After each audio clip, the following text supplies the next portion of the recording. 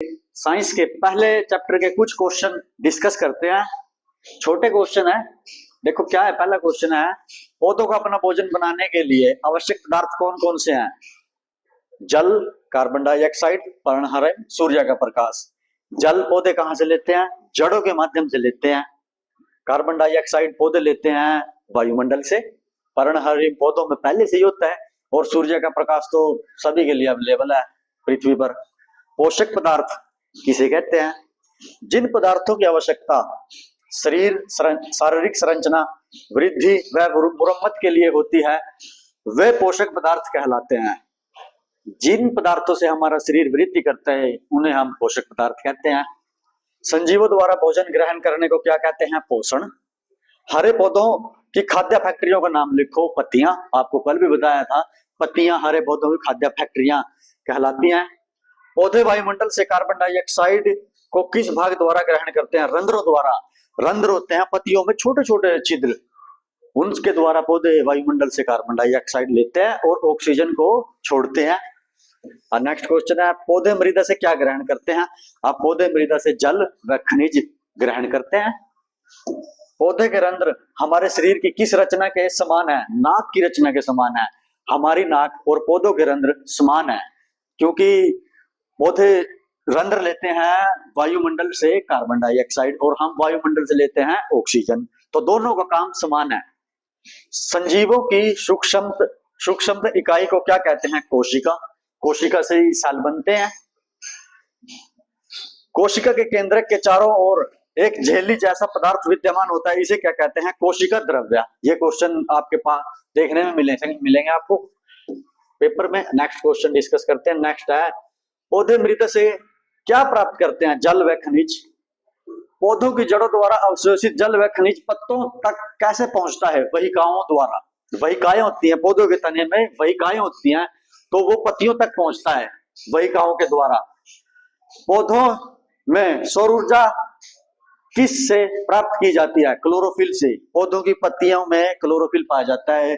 Chlorophyll के कारण ही पौधों का रंग हरा होता है, तो सौर ऊर्जा पत्तियों द्वारा ही ग्रहण की जाती है। अगला प्रश्न है, प्रकाश संश्लेषण प्रक्रिया में हरे पौधे कौन सी गैस का उपयोग करते हैं?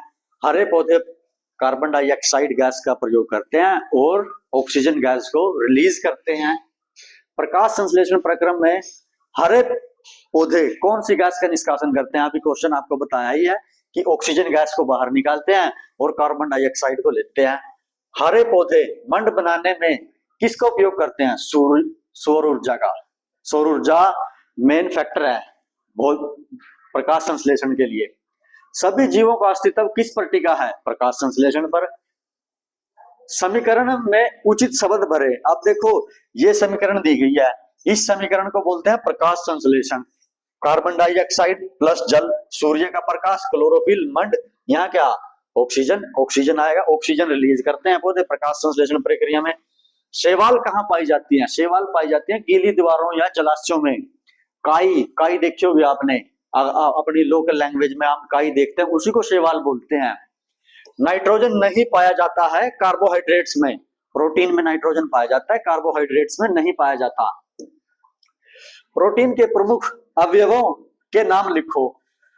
कार्बन, ऑक्सीजन, हाइड्रोजन व नाइट्रोजन, बट कार्बोहाइड्रेट्स नहीं पाया जाता। पौधे नाइट्रोजन को किस अवस्था में ग्रहण करते हैं? विलयन अवस्था में। खाद किसे कहते हैं? खाद।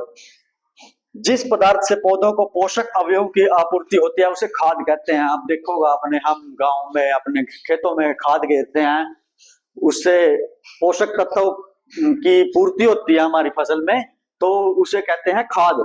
रिक्त स्थान को भरो। अमरजीवी ना, अमरबेल। अमरबेल क्या है? एक परजीवी पादप है। अमरबेल आपको किसी पेड़ के ऊपर चढ़ी हुई देखने को मिल जाएगी। एक पेड़ होता है, उसके ऊपर बेल होती है, तो वो अमरबेल होती है। इसको परजीवी की कैटेगरी में आती है। ये आगे है, क्या अमरबेल में पर्णहरित क्लोरोफिल पाया जाता है? अमरबेल में क्लोरोफिल नहीं पाया जाता, इसीलिए वह अपना भोजन दूसरे पौधे से प्राप्त करती है। अमरबेल अपना भोजन स्वयं नहीं बनाती। एक पादप परजीवी का नाम लिखो। अमरबेल। एक कीट भक्षी पादप का नाम लिखो। घटपर्णी, संड्यू प्लांट। ये कीट भक्षी होते हैं, ये कीटों को खाते हैं। एक मृतो परजीवी का नाम लिखो, मशरूम, छत्रक, जो आप भी खाते हैं, इसको बोलते हैं मृत परजीवी। कवक किसे कहते हैं? ऐसे पादप जिनमें क्लोरोफिल ना पाया जाए और पोषण गले सड़े जीवों के शरीर से प्राप्त करे, कवक कहलाते हैं। इनमें क्लोरोफिल नहीं पाया जाता। क्वेश्चन आ सकता है आपके पास, क्या कवक में क्लोरोफिल पाया जाता है? तो नहीं पाया जाता कवक में। ये अपना भोजन प्राप्त करते हैं गले सड़े से जीवों से, मरे हुए जीवों से। अधिकतर चर्म रोग, दाद, खारिश, खुजली का कारण क्या है? चमड़ी पर उगने वाले कवक। कवक होता है जो हमें खुजली होती है, उसका जो बीमारी होती है ना, उसके पीछे कवक होता है।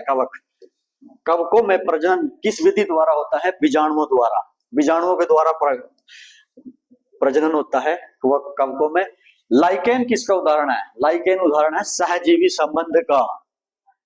क्या ऑक्सीजन पादप पोषक है? नहीं। ये है आपके चैप्टर फर्स्ट के साइंस के छोटे प्रश्न उत्तर। अगर आप इस वीडियो को देखते हो तो आपको ना पक्का 2-3 क्वेश्चन आपको अपने एग्जाम में देखने को मिलेंगे। Thank you.